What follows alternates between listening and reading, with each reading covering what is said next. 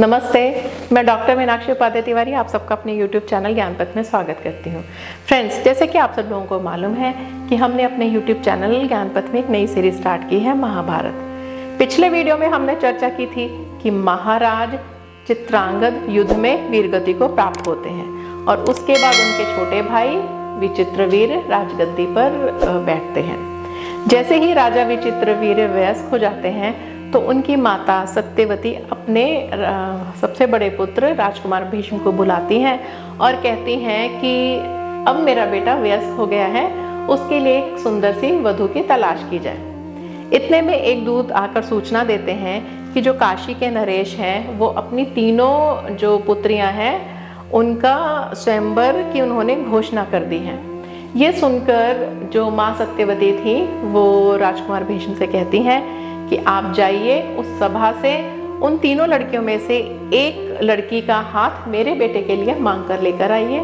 और माता की आज्ञा लेकर वो चल पड़ते हैं काशी की तरफ। इधर जो तीनों पुत्रियां थी अम्बा, अंबिका और अंबालिका, ये इतनी गुणी थी, इनके जो गुण थे वो इतने दूर दूर तक इनकी अच्छाइयाँ फैली थी जिससे अट्रैक्ट होकर बहुत दूर दूर से राजकुमार इस विवाह में भाग लेने के लिए आए थे। जैसे ही राजकुमार भीष्म राजसभा में एंटर करते हैं तो उन्हें देखकर सब हैरान हो जाते हैं कि इनका इस जो स्वयंवर में आने का औचित्य क्या है, कारण क्या है, क्योंकि ये तो विवाह कर नहीं सकते। इन्होंने आजीवन ब्रह्मचर्य की जो प्रतिज्ञा की है और अगर ये चलो विवाह करना भी चाहते हैं, अपनी अगर प्रतिज्ञा तोड़ना भी चाहते हैं तो ये जो विवाह है ये तो बेमेल है, क्योंकि वो जो कन्याएं हैं वो बहुत कम उम्र की हैं और ये अधेड़ उम्र के हैं। और इस तरह से उस राजसभा में बातें चलने लगती हैं, राजकुमार भीष्म का उपहास उड़ाने लगते हैं। इधर गुस्से में आए भीष्म उन सभी राजकुमारों को युद्ध के लिए ललकारते हैं और बहुत जल्दी उन्हें परास्त कर देते हैं। अब उन्हें इतना गुस्सा था कि वो तीनों कन्याओं को लेकर उन्हें अपने रथ में बैठाते हैं और चल पड़ते हैं हस्तिनापुर की तरफ। लेकिन उनमें से जो सबसे बड़ी कन्या थी अम्बा, वो राजकुमार शल्व को बहुत चाहती थी और मन ही मन उसे अपना पति स्वीकार कर चुकी थी। अब जैसे ही वो निकलते हैं हस्तिनापुर के लिए, राजकुमार शल्व अपनी बड़ी सी सेना लेकर उनका रास्ता रोकते हैं और उन दोनों में युद्ध होता है, लेकिन राजकुमार शल्व बहुत जल्दी परास्त हो जाते हैं। अब राजकुमार भीष्म उन तीनों कन्याओं को लेकर हस्तिनापुर पहुंचते हैं, लेकिन जो अम्बा थी वो अपने मन की बात बता देती है और कहती है कि मैं विवाह नहीं कर सकती क्योंकि मैं राजकुमार शल्व को अपना पति मान चुकी हूँ।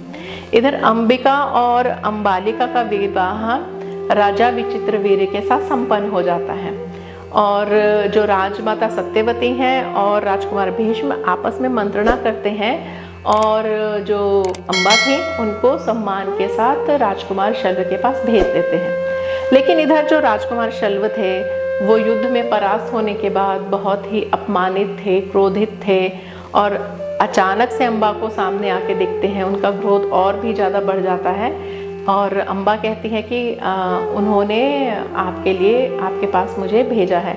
लेकिन इधर राजकुमार शल्व इसे भी अपना अपमान समझते हैं और जो राजकुमारी अम्बा थी उसको अस्वीकार कर देते हैं, उससे विवाह करना अस्वीकार कर देते हैं।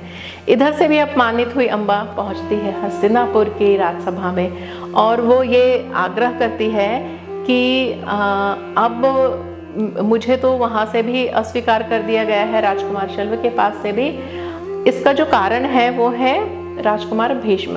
अब राजकुमार भीष्म ही मेरे साथ विवाह करें, लेकिन ऐसा असंभव था क्योंकि राजकुमार भीष्म ने तो बहुत पहले ही प्रतिज्ञा ले ली थी।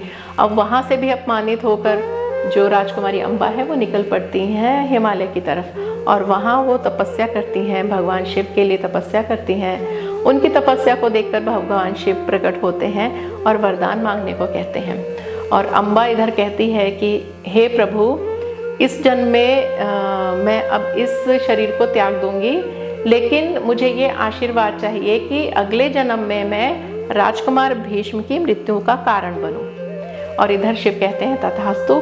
तथास्तु कहने के बाद अंतर ध्यान हो जाते हैं। इधर राजकुमारी अम्बा भी अपना शरीर का त्याग कर देती है और वो अगला जन्म लेती है शिखंडी के रूप में राजा द्रुपद के घर में।